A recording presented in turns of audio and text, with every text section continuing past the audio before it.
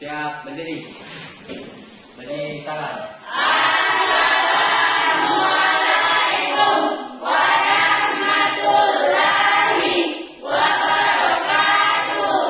Waalaikumsalam warahmatullahi wabarakatuh.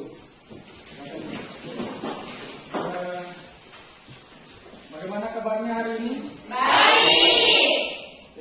Siap belajar hari ini? Siap. Siapa yang tidak hadir? Tasya dengan Susanti. Kenapa Tasya dengan Susanti? Susanti sakit. Sakit. Tasya? Enggak. Oke, mudah-mudahan yang sakit cepat sembuh.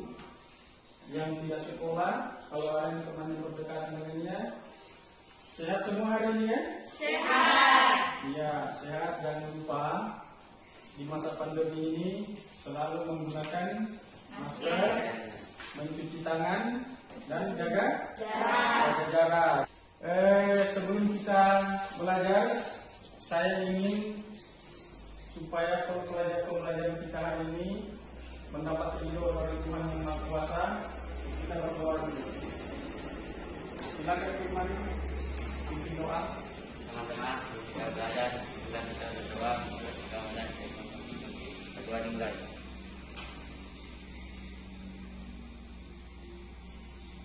Doa selesai.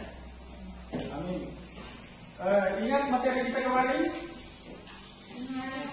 Ya, Kristi. Apa materi kita kemarin, Kristi? Peran dan fungsi keberagaman budaya. Iya, peran dan fungsi keragaman budaya. Apa saja yang termasuk keragaman budaya kita? Tari-tarian, Iya, tari-tarian.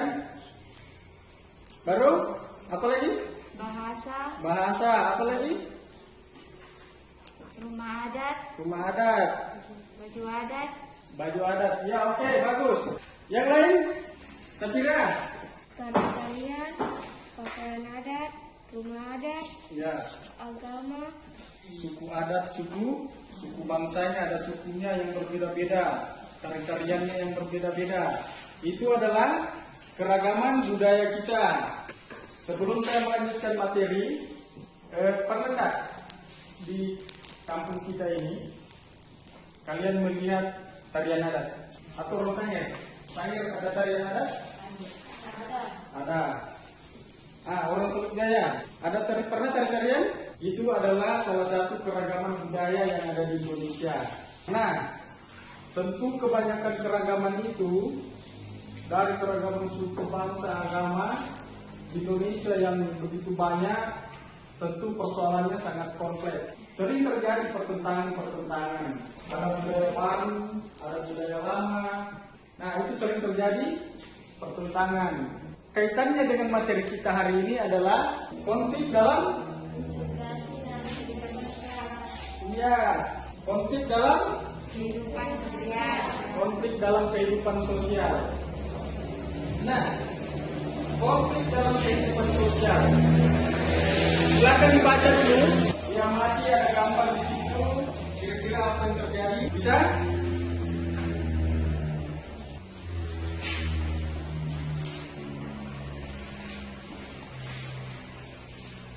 Oke, setelah membaca, ada yang bisa kalian pahami atau yang ingin ditanyakan? Ya, Hana. Kenapa sering terjadi konflik di Indonesia? Ya, pertanyaan Hana, kenapa sering terjadi konflik di Indonesia? Ada lagi pertanyaan lain? Ada? Saya Pak, Ya, Safira. kenapa sering terjadi demo antara mahasiswa dengan polisi? Oke, kenapa sering terjadi demo antara mahasiswa dengan polisi? Kelompoknya Dara nih, Haryanti. Saya Pak, Ya, Haryanti. Pak, baru-baru ini terjadi demo baru guru kepada pemerintah. Oke, kenapa baru-baru ini terjadi demo guru dan kepada pemerintah? Ya, sebelum saya menjawab, ada yang bisa menjawab. Pertanyaannya Hana dulu. Kenapa Indonesia terjadi konflik dengan Belanda pada masa perjuangan? Apa kira-kira? Misalnya perang Indonesia melawan Belanda. Ya, perang Indonesia melawan Belanda. Karena ada perebutan rempah-rempah. Belanda ingin menguasai Indonesia, mengambil rempah-rempahnya. Indonesia tidak ingin dijajah lebih lama, maka Indonesia melawan kepada pemerintah Belanda pada saat itu. Sehingga saat ini kita bisa merdeka. Kemudian pertanyaannya, si Sapira menyebabkan sering terjadi demo antara mahasiswa dengan polisi. Nah, mahasiswa itu membawa aspirasi disampaikan kepada pemerintah. Cuma terkadang demo itu ada yang memboncengi. Artinya di situ ada kepentingan-kepentingan. Akhirnya demo itu sering rusuh. Sudah mulailah mahasiswa melempar batu, polisi dengan tembakan gas air mata, maka mulailah terjadi konflik antara mahasiswa yang membawa aspirasi dan polisi sebagai garis depan untuk menjaga keamanan, maka terjadilah namanya konflik. Kemudian pertanyaannya si Hardayanti. Nah, Hardayanti, kenapa sering terjadi demo buruh? Ya, baru-baru ini kita ketahui bahwa demo buruh itu adanya ketidakcocokan antara Undang-Undang Cipta Kerja yang disampaikan pemerintah, yang dikeluarkan pemerintah, dan tidak memihak kepada buruh, maka buruh mulai berdemo. Itu adalah salah satu contoh konflik yang terjadi di Indonesia. Nah, pembelajaran kita hari ini adalah konflik dalam kehidupan sosial. Ada bermacam-macam konflik dalam kehidupan sosial. Nah, silakan kalian cermati, kalian amati materi yang saya sampaikan. Oke, materi kita adalah konflik dalam kehidupan sosial. Tujuan pembelajaran kita menjelaskan pengertian konflik sosial. Kemudian yang kedua, menyebutkan beberapa konflik sosial yang pernah terjadi di Indonesia. Kemudian memaparkan faktor-faktor yang dapat mengakibatkan terjadinya konflik. Kemudian strategi-strategi mengatasi permasalahan konflik sosial.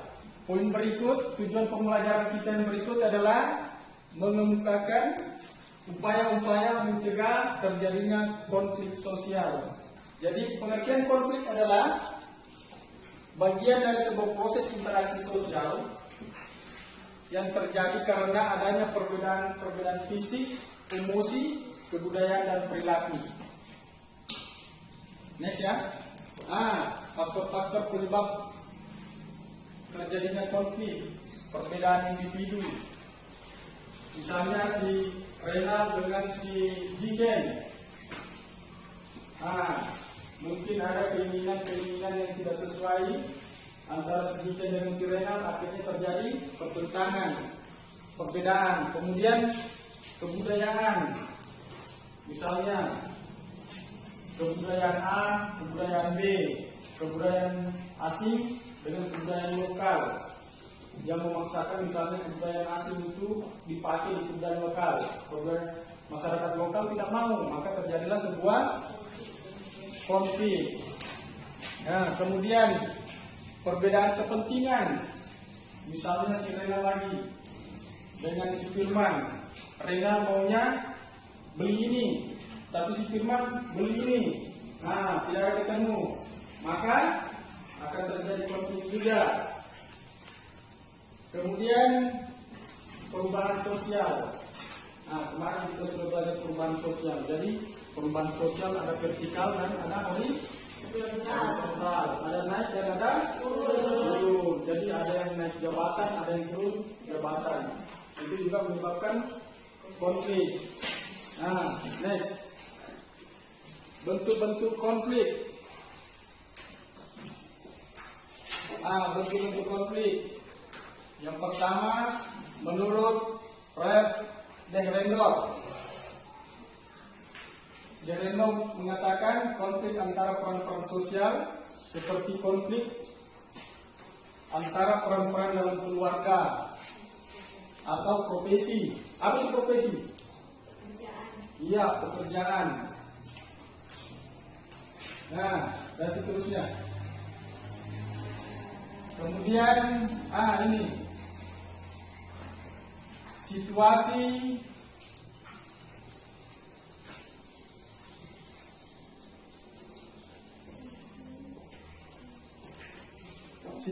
pemicu konflik. Ada konflik dengan orang tua sendiri. Ada pernah sering terjadi berkelahi dengan orang tuanya. Nggak boleh lagi ya. Nggak boleh melawan orang tua. Apapun namanya itu orang tua jangan dilawan. Nanti menjadi anak durhaka. Saya yakin agama manapun itu akan melarang berkelahi dengan orang tua. Konflik dengan anak sendiri, ya, itu tadi balikannya. Kemudian konflik dengan keluarga, misalnya sepupu, berkelahi antara sepupu, nggak boleh ya. Konflik dengan orang lain, kalau konflik dengan orang lain, misalnya tetangga yang tidak bersaudara tapi tetangga, nggak boleh juga, karena apapun namanya itu konflik tidak boleh, apalagi dengan orang lain. Kemudian konflik dengan suami atau istri, sering dengar ya, dalam rumah tangga itu sering juga terjadi pertentangan antara suami dan istri. Ya. Kemudian konflik di sekolah. Bersama teman misalnya tidak mau kelompok ini, tidak mau kelompok ini. Dia maunya kelompok ini gabung dengan kelompok ini, gabung dengan kelompok ini. Misalnya antara kelas A dengan kelas B, kelas 7 dengan kelas 8. Sering terjadi konflik. Kalau misalnya kelas 8 mengganggu kelas 7, datang ke kelas 7, Pak ini. Kelas 8 mengganggu kami belajar. Maka bisa terjadi konflik. Misalnya kemudian konflik dalam pekerjaan. Misalnya dalam bekerja, ada teman bekerja kita, teman sejawat kita yang tidak ini, bisa juga menyebabkan terjadinya konflik. Karena ketidakcocokan ya, misalnya diupah dengan gaji rendah. Kemudian konflik agama, konflik agama nggak boleh. Kemudian konflik pribadi, ya. Ternyata konflik itu ada sisi positifnya. Orang bertentangan dengan orang lain itu, berkonflik dengan orang lain, ada sisi positifnya. Yang pertama adalah memperjelas aspek-aspek yang belum diketahui. Misalnya orang berdebat itu, berkonflik itu untuk meluruskan sebuah persoalan, maka ditemukanlah titik terang persoalan itu sehingga bisa selesai. Kemudian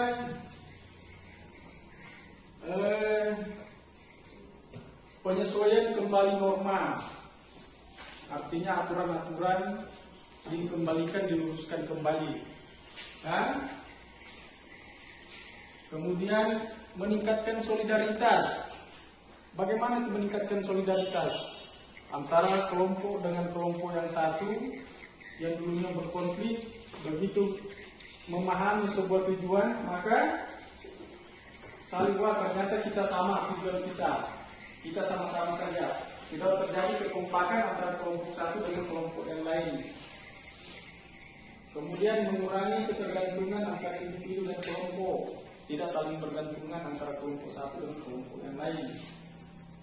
Kemudian membantu kehidupan yang kembali normal dari norma yang lama ke norma yang baru. Kemudian memunculkan sebuah kompromi baru antara konflik-konflik yang antara pihak-pihak yang berkonflik.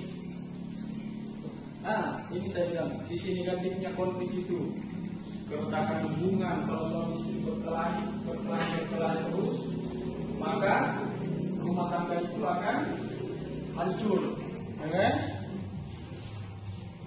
Kemudian berubahnya sikap kepribadian para individu kemudian kerusakan harta benda, memunculkan dominasi kelompok. Nah, ini gambar-gambar politik. Oke, ini ada LKPD. Nah, silakan kalian amati permasalahan yang ada di gambar itu, disesuaikan dengan materi yang saya sampaikan tadi. Di situ ada sebuah permasalahan, karena tujuan pembelajaran kita adalah problem based learning, pembelajaran yang berbasis masalah. Maka dari gambar itu ada sebuah permasalahan yang muncul, maka kalian bisa menjawab. Ada pertanyaan di LKPD ini, nanti kalian jawab.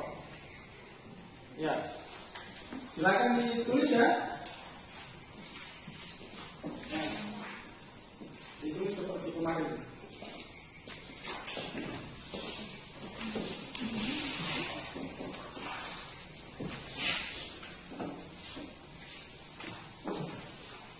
Ya, silakan dikerjakan LKPD yang saya bagikan, ditulis. Setelah itu kita presentasikan, masing-masing kelompok mewakili kelompoknya untuk mempresentasikan hasil pekerjaannya. Nah, pengertian konflik ada kan? Nah, menurut problem konflik adalah, silakan ditulis.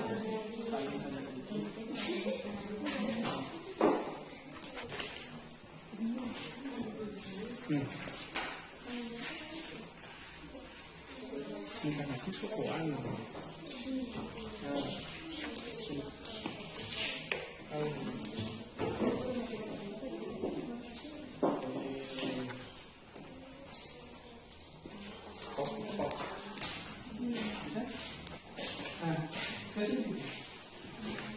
Saudara,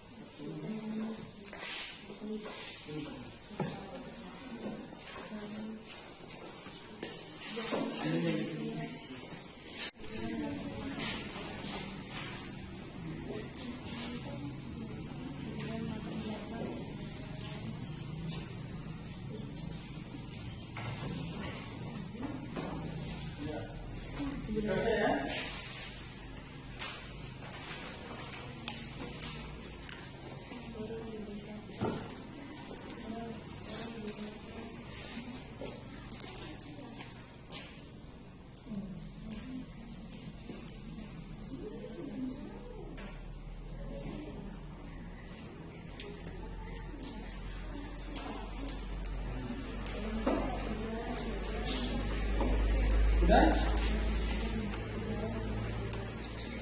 Ya.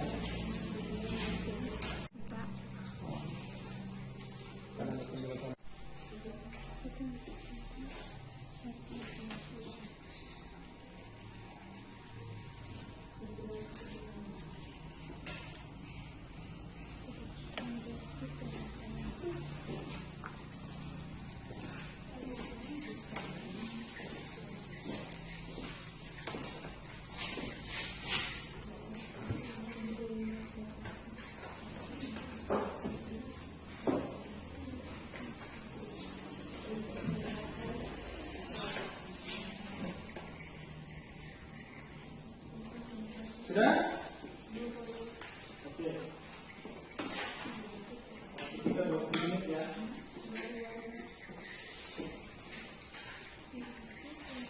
Langsung. Sudah selesai semua? Sudah. Ya. Waktu pengerjaan kita 20 menit sudah selesai. Silakan masing-masing kelompok untuk mempresentasikan hasil diskusi kelompoknya. Kelompok mana yang siap? Nah, kelompok satu. Silakan.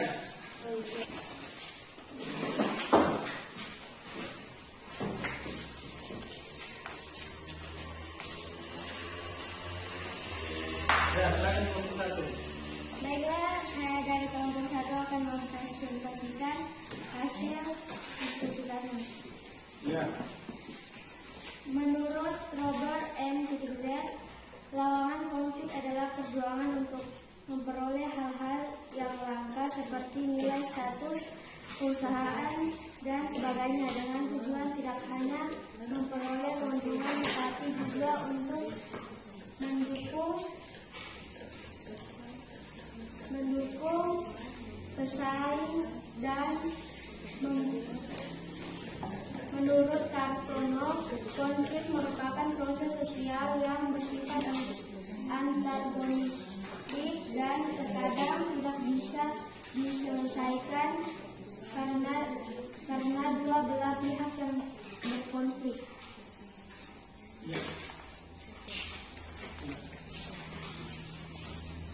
Oke, tepuk tangan dulu untuk kelompok 1. Selanjutnya kelompok 2. Kelompok 2 siap ya? Oke, silakan kelompok 2 memaparkan hasil diskusinya di depan.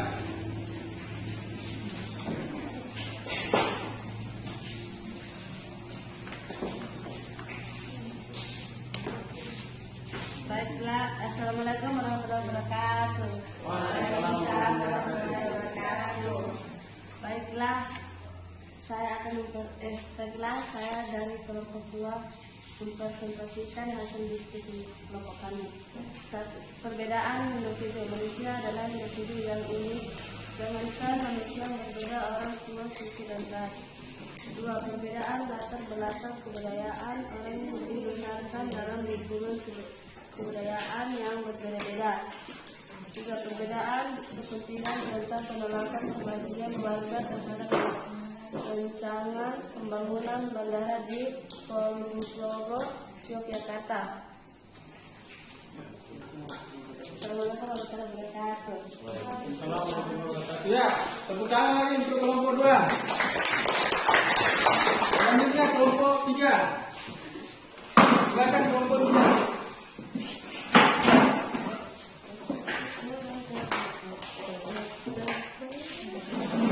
Assalamualaikum warahmatullahi wabarakatuh. Inilah hasil diskusi kami kelompok 3. Sebagai orang yang memiliki wawasan pendidikan, jika kalian menemukan permasalahan yang terjadi di sekitar tempat tinggalmu, ada yang sebuah permasalahan yang akan menyebabkan konflik sosial, maka tindakan yang dilakukan untuk mencegah agar tidak terjadi konflik di masyarakat. Ada yang saling toleransi, limited, penyelesaian masalah, kompromi untuk menyelesaikan masalah, kondisi usaha untuk mempertemukan keinginan-keinginan dari pihak yang berselisih, media menyelesaikan konflik untuk mengakibatkan pihak ketiga sebagai penegak atau penasehat. Baiklah, hasil diskusi kami kelompok 3. Assalamualaikum warahmatullahi wabarakatuh. Tepuk tangan untuk kelompok 3.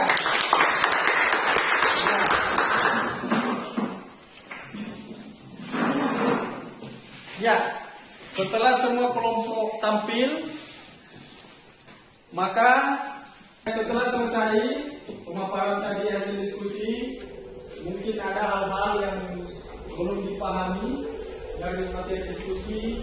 Untuk menyimpulkan diskusi kita hari ini, pembelajaran kita hari ini, mungkin masih ada sesuatu yang ingin ditanyakan. Silakan bertanya. Ya, Hana. Menurut kalian sebuah permasalahan tidak muncul begitu saja. Apa saja yang mengakibatkan terjadinya konflik di Indonesia? Oke, apa saja yang mengakibatkan terjadinya konflik di Indonesia? Ya, terjadinya sebuah konflik, ya, konflik di Indonesia itu karena adanya perbedaan kepentingan, ya.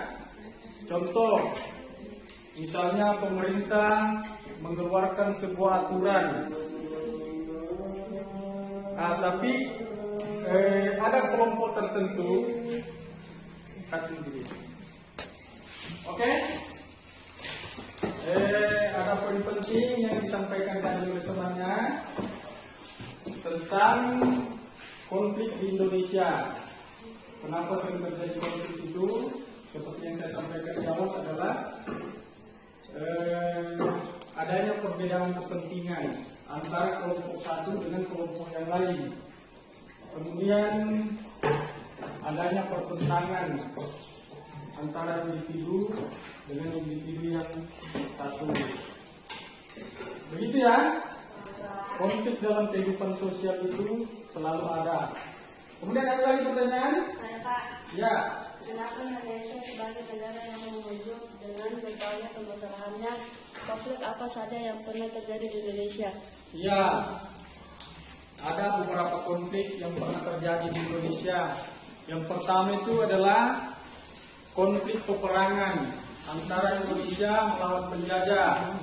Kemudian era reformasi tahun 98 itu juga konflik antara pemerintahan Soeharto dengan kelompok mahasiswa dan masyarakat.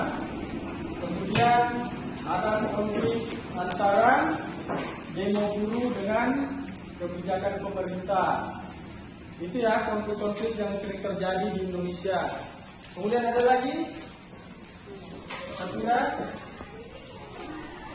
Ada yang ingin ditanyakan? Ya, silakan Dinasti. Setelah mengetahui penyebab terjadinya konflik, menurut kalian strategi apa yang dilakukan untuk mengatasi permasalahan konflik sosial? Ada yang bisa menjawab? Strategi apa yang harus dihadapi untuk menghadapi konflik sosial jika terjadi? Ada yang bisa menjawab? Kira-kira strategi apa yang harus digunakan agar tidak terjadi konflik sosial? Kompromi untuk menyelesaikan masalah. Ya, kompromi untuk menyelesaikan masalah, saling toleransi antara umat beragama misalnya, ya. Nah, itu adalah untuk mencegah terjadinya konflik. Ya, sampai di sini dulu. Sebelum kita mengakhiri pembelajaran kita hari ini, seperti yang saya katakan tadi, akan ada ujian atau soal post test untuk menguji sampai di mana pembelajaran kita hari ini. Bagaimana pemahaman kita tentang pembelajaran hari ini, akan saya berikan soal, waktunya 10 menit. Bisa ya? Nah, ini soalnya. Silakan dikerjakan.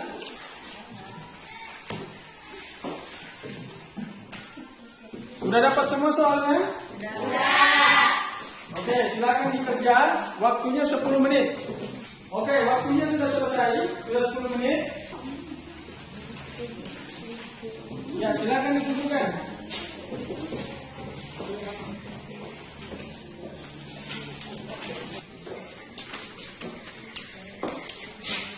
Oke. Sudah ya? Sebelum kita mengakhiri pembelajaran kita hari ini, saya ingin menyimpulkan pembelajaran kita hari ini, konflik dalam kehidupan sosial. Bahwa konflik dalam kehidupan sosial itu, ada pendapat beberapa ahli mengatakan konflik merupakan pertektokan, pertentangan, baik itu antar kelompok, antar individu. Kemudian ada bentuk-bentuk konflik sosial, ada konflik pribadi, individu, ada konflik ke dalam keluarga, yang seperti yang saya jelaskan tadi antara orang tua dengan anak, kemudian anak dengan orang tua, kemudian konflik antara kelompok, kemudian konflik secara nasional.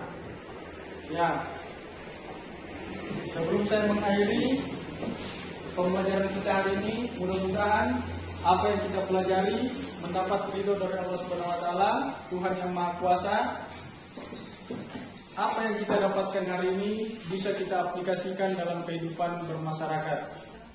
Sebelum saya tutup, saya ingin kalian berdoa lagi seperti biasa untuk mengakhiri pembelajaran kita hari ini. Silakan teman, kita berdoa.